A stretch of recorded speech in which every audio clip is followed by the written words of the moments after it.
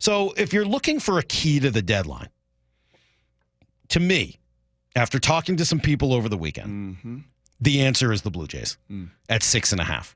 That is, as you said, the kind of a swing team in the American League. The Rays would be there too, and I would put the Diamondbacks. Like there's some other teams, the Mets, that are kind of, hey, let's see where they go because they've got some interesting characters. But from what I've been kind of told and led to believe, the thing about the Blue Jays is if they are still in it, they're going to be in it. But if they decide they are ready to sell, it's not going to be a half measure.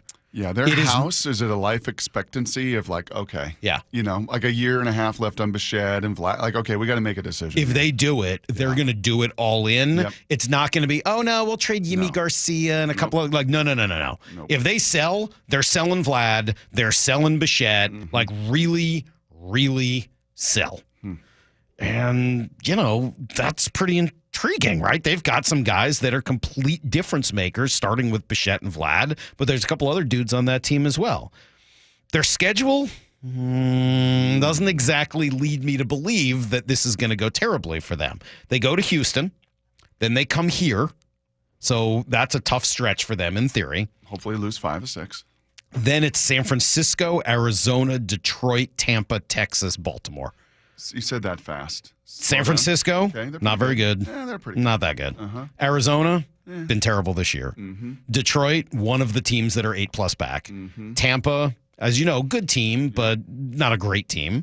And then Texas, who's been really struggling. And then finally Baltimore right before the deadline.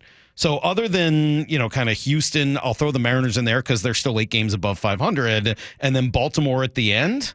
Everyone else is like at or around 500 or below that they play. So if they don't go on some sort of a run in Toronto, I think it's pretty clear they're bad, right? At that point, they'll know. Like, you had your chance. That's right. This is not a truly difficult stretch. It's not the Orioles and the Yankees and the right. Yep. I mean, it's San Francisco, Arizona, Detroit, Tampa, Texas, Baltimore, plus Houston and Seattle. Like, yeah, that you should be able to go above 500 and get yourself back into the race. And if you can't, you're not very good.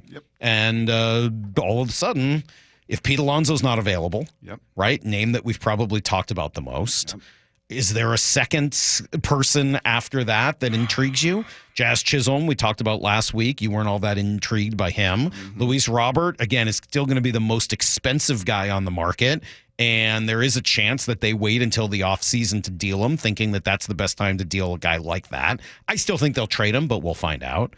The Blue Jays have the biggest bang for your buck, if that's what you want. There's a big part of me that I'm like, I don't know if this team, right, is a bat away. I don't know if this market that is this ridiculous has what you need versus Harry Ford and Cole and these guys that are just... And doing some of the research and looking at their numbers, not just their names, but kind of looking at their... Here's the problem with your theory. It's not crazy. I like that you're thinking this way. You're not wrong. Except your pitching is so good right now. Yes. And that is not guaranteed to stay.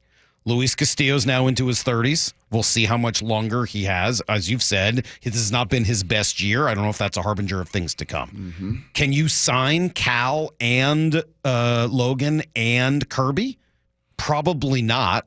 I mean, not even just because you don't have the money, but because at least one of those guys may just say, I'm sorry, I'm not signing until I get to free agency. I don't care. I want to go to free agency and see what the market is willing to pay me. And you only have so long while pitchers are healthy. And for all that you've got in your system, you don't have another crop of pitchers coming.